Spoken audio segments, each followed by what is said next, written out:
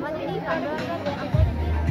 আমরা এক মডেলটি গ্রাম বাংলায় ফুটিয়ে তুলেছি তো এই সুন্দর হয়েছে, অর্থাৎ গ্রাম বাংলায় একটা চিত্র ফুটে উঠেছে, তাই তো? সুন্দর হয়েছে। এটা বন্দে আলিমিয়া আমাদের গ্রাম, না? এটা কি? নমস্কার, বাংলা প্রদর্শনীতে আপনাদের স্বাগত। এখানে একটা ঈশ্বরচন্দ্র বিদ্যাসাগরের উপরে একটি মডেল বানানো হয়েছে। তো আমরা এখানে দেখতে পাচ্ছি ঈশ্বরচন্দ্র বিদ্যাসাগর যখন তার বাবার সঙ্গে কলকাতা যাচ্ছিলেন, তিনি রাস্তার পাশে মাইলস্টোনের নাম্বার দেখে তিনি ইংরেজির সংখ্যা জানতে পেরেছিলেন। এখানে ল্যাম্পপোস্ট আছে, ল্যাম্পপোস্টের নিচে তিনি বসে পড়াশোনা করেছিলেন। এখানে দেখতে পাচ্ছি তিনি বিধবা বিবাহ প্রতিষ্ঠা করেছিলেন। এখানে বাল্য বিবাহ তিনি বন্ধ করে দিয়েছিলেন, কারণ অল্প বয়সে বাচ্চাদের বিয়ে দিয়ে দেওয়া হতো। এখানে আমরা দেখতে পাচ্ছি নারী শিক্ষা, তিনি নারী শিক্ষা প্রতিষ্ঠা করেছিলেন এবং একটি স্কুলও প্রতিষ্ঠা করেছিলেন, যেটা পেপুল স্কুল নামে পরিচিত হয়েছে। খুব সুন্দর হয়েছে, অর্থাৎ বিদ্যাসাগরের যে প্রাসঙ্গিকতা সেটা খুব সুন্দরভাবে এই মডেলটার মাধ্যমে তুলে ধরা হয়েছে, তাই তো? ভালো হয়েছে।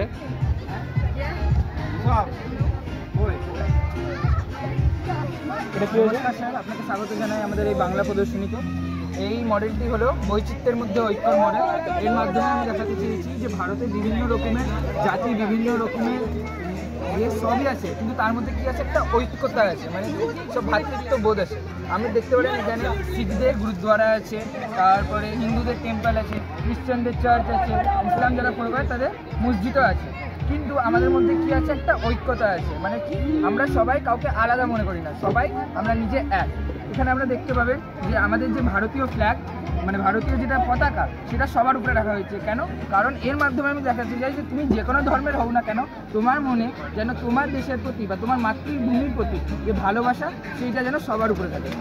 ভারতবর্ষ বহু সংস্কৃতির দেশ, বহু জাতির দেশ, বহু ভাষাভাষীর দেশ, তার মধ্যে এই বৈচিত্র্যের মধ্যে কি রয়েছে, একটা ঐক্য রয়েছে। সবচেয়ে খুব সুন্দর এবং আকর্ষণীয় মডেল এই মডেলটা মনে হচ্ছে। এইটা কি? এটা হচ্ছে যেটা শিখদের হয় গুরুদ্বারা, যেটা অমৃতসরে আছে। এটা হলো ইয়েদের চার্চ, খ্রিস্টানদের চার্চ। আচ্ছা, এইটা কি জানা হয়েছে? এটা স্যার, এটা বাঙালির শিক্ষা, শিল্প, সংস্কৃতি, ইতিহাস ও স্মরণীয় কিছু নাম আছে, যেমন স্যার বাংলার গানের ধারা, বাঙালির চিত্রকলা, বাংলার চলচ্চিত্রের কথা, বাংলার বিজ্ঞান চর্চা, বাংলার ক্রিয়া সংস্কৃতি। যেমন স্যার বাংলার গানের ধারা ওদের চর্যাগীতি, কীর্তন, শাস্ত্রগীতি ইত্যাদি আছে।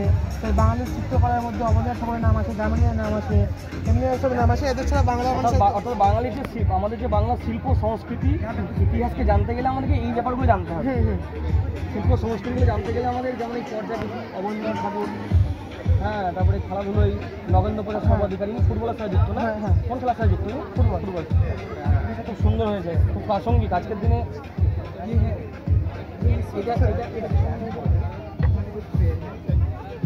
এইটা হলো আমাদের যে বাংলা ভাষা, সেটার প্রতি একটি মডেল। বাংলা ভাষার প্রতি শ্রদ্ধার প্রতি একটি মডেল। এখানে আমরা দেখাতে চেয়েছি যেটা বাংলা দিবস বা ভাষা দিবস, যেটা আমরা 21শে ফেব্রুয়ারি পালন করি, তার উপরে একটি মডেল। আমরা জানি যে আমাদের এই বাংলা ভাষার জন্য অনেক রক্তপাত হয়েছে, কারণ বাংলাদেশ যখন পাকিস্তানের গ্রস্ত ছিল, তখন পাকিস্তানিরা তাদের উপর চাপিয়ে দিতে চেয়েছিল উর্দু ভাষা, কিন্তু আমাদের বাঙালির যত লোক ছিলেন তারা এর বিরোধ করেছিল, এবং তার জন্য ওই মোমেন্টে 11 জনের রক্তপাত হয়। এইটাই ওটার প্রতি শ্রদ্ধা জানিয়ে আমাদের এই মডেল। খুব সুন্দর হয়েছে। সামনে তো 21শে ফেব্রুয়ারি আসছে, না? হ্যাঁ, সুন্দর হয়েছে, খুব প্রাসঙ্গিক। এটা সমর্থক শব্দ নাকি? সূর্যের সমর্থক শব্দ দেওয়া আছে, যেমন স্যার রবি, তপন, সবিতা, ভানু ইত্যাদি। সেখানে আমরা দেখতে পাবো স্বরবর্ণ একটি গাছ মতো করা আছে, এখানে ব্যঞ্জন বর্ণ গাছ মতো করা আছে।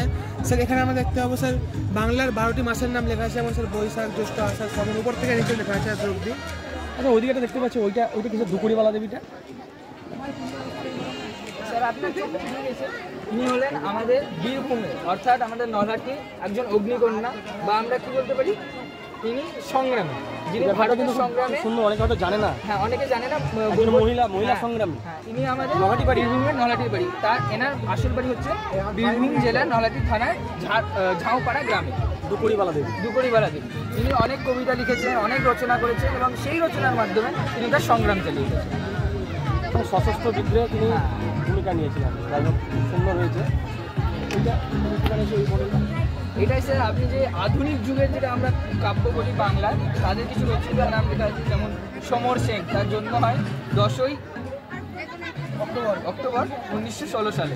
এছাড়াও নবীনচন্দ্র সেন, কুমুদরঞ্জন মল্লিক, হেমচন্দ্র বন্দ্যোপাধ্যায়, অর্থাৎ কাব্য কবিতার ধারা বাংলা আধুনিক যুগে বাংলার যে যে আধুনিক কাব্য কবিতার ধারা তার এদের হাত দিয়ে শুরু হয়েছে। সূত্রপাত বাহ, এদের হাত খুব দিয়ে সুন্দর, শুরু হয়েছে। খুব সুন্দর হয়েছে। এছাড়াও এইদিকে আপনি দেখতে পাবেন যে আমাদের বিভিন্ন আমাদের ছোট ছোট বাচ্চাদের পড়াশোনা। নমস্কার, আমি ঐশিদা, অষ্টম শ্রেণীর ছাত্রী। আজ আমি আপনাদের সামনে রবীন্দ্রনাথ ঠাকুরের রচিত দেনা পাওনা গল্প নিরুপমার চরিত্রে তুলে ধরেছি। নিরুপমা হলো রামচন্দ্রের একটি সুন্দর কন্যা। তার বিবাহ রায়বাহাদুরের ছেলের সাথে হয়েছিল। তার বাবা পণ না দিতে পেরে তার মেয়েকে অনেক অনাচার করা হয়েছিল। সেগুলি দেখতে না পেরে সে তার বাড়ি বিক্রি করে দিয়েছিল, কিন্তু নিরুপমা মানা করেছিল তাদের পণ দিতে। রবীন্দ্রনাথ ঠাকুর এখানে পণ না দিতে পেরে নারীদের প্রতি অত্যাচার অনাচার হয় সেগুলি তুলে ধরেছে। নমস্কার। খুব সুন্দর হয়েছে। নমস্কার, আমি বসন্ত উৎসব নিয়ে করেছি। বসন্ত উৎসবে আমরা রং নিয়ে বসন্ত উৎসবে ফাল্গুন মাসে হয়। বসন্ত উৎসব শুরু করেছিলেন রবীন্দ্রনাথ ঠাকুর শান্তিনিকেতনে। ধন্যবাদ। শরৎচন্দ্র চট্টোপাধ্যায় ওইটা খুব সুন্দর হয়েছে। এই যে শরৎচন্দ্র বন্দ্যোপাধ্যায়, এটা আমি আজকে মূল চরিত্র হিসেবে সেজেছি। তুমি চেয়েছিলেন? হ্যাঁ, ইনি হলেন যে আমাদের আধুনিক সাহিত্য এই কাব্য কবিতার সঙ্গে তার একটা মূল স্তম্ভ আমরা শরৎচন্দ্রকে বলতে পারি। কত সাহিত্য, কথা সাহিত্য। কথা সাহিত্য কেন? আমরা তার বিভিন্ন রকমের ছোট গল্পের নাম দেখতে পারি। এখানে যেটা আছে অনুপমা প্রেম, মামলা, ফল, মেঘ, দিদি, বিলাসী, লালু ইত্যাদি। উপন্যাস যেমন বড় দিদি, শেষ প্রশ্ন, চরিত্রহীন, শ্রীকান্ত, এর উপর দেবদাস, এর উপর অনেক চলচ্চিত্র করা হয়েছে। তাই আমরা এনাকে আধুনিক কথা সাহিত্যিক কবি বলেছি। খুব সুন্দর হয়েছে, খুব আকর্ষণীয়। তোমাদের যে মডেলগুলো তোমরা বানিয়েছো খুব সুন্দর হয়েছে, এবং সবচেয়ে বেশি আকর্ষণীয় লাগছে এই ব্যাপারটা, কারণ বর্তমান সমাজে এটা খুব প্রাসঙ্গিকতা বহন করে। বৈচিত্র্যের মধ্যে ঐক্য, অর্থাৎ ভারতবর্ষ যে বৈচিত্র্যের দেশ, তার যে একটা উজ্জ্বল উদাহরণ তোমরা খুব সুন্দরভাবে খেটেছো। তার জন্য তোমাকে ধন্যবাদ। সুন্দর হয়েছে।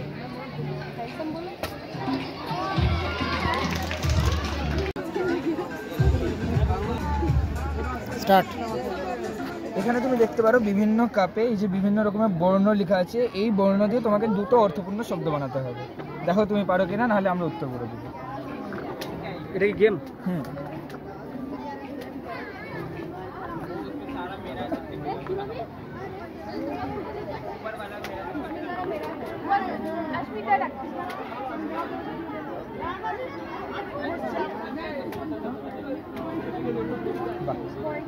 করে দিলে। এক্সেলেন্ট।